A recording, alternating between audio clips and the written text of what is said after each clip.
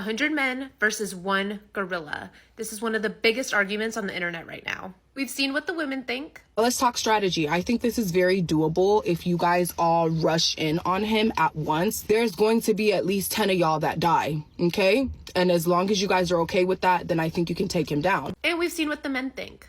What the gorilla would do to the first human man would be talked about for generations, okay? It would be not ideal to watch. I'm going to be the first person to walk up to the gorilla, and as I get to it, I'm going to slowly turn around and switch teams. So we decided to let a real expert weigh in. If we think about kind of what each would bring to the table, male gorillas are the largest primate on the planet. They're weighing in at about 400 pounds. They have incredible upper body strength, very good jaw strength.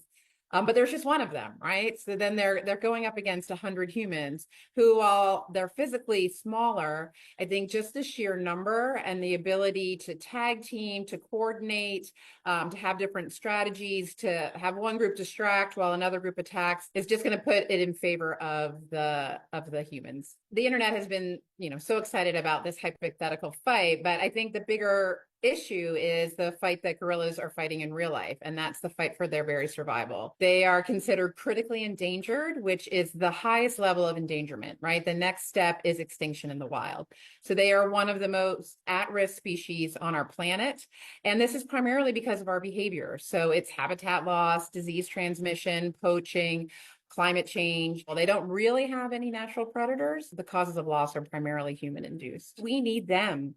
Gorillas live in the Congo Basin. This is the second largest tropical rainforest left on our planet. It is literally the lungs of our planet. And so one of our best natural defenses against climate change, against biodiversity loss. And the gorillas, through their natural behavior, keep those forests healthy, and they help protect them. So when we're protecting gorillas and helping gorillas, we're ultimately helping ourselves. They share 98% of our DNA, and they share a lot of the things that we so admire in our own species, right? They form lifelong friendships. They take care of their most vulnerable. They mourn the loss of a family member. And so they're incredibly special animals that really deserve a place on our planet. What's been so funny about this debate is it focuses a lot on fighting, but actually what a lot of people don't realize is that gorillas, their nickname is gentle giant. They have all that size and that strength for a reason, and that is to defend their family, but they use it really judiciously. And outside of that, the male gorillas, they're often left to babysit. They've got little kids running all over them, using them as a jungle gym. They'll babysit while the females go off and feed or rest. They're really very gentle animals. The real fight that they're in is not a hypothetical fight with 100 humans, but a fight for their very survival. So it's less about a hypothetical fight with mankind and more about a real one that's rooted in the choices that we make every day.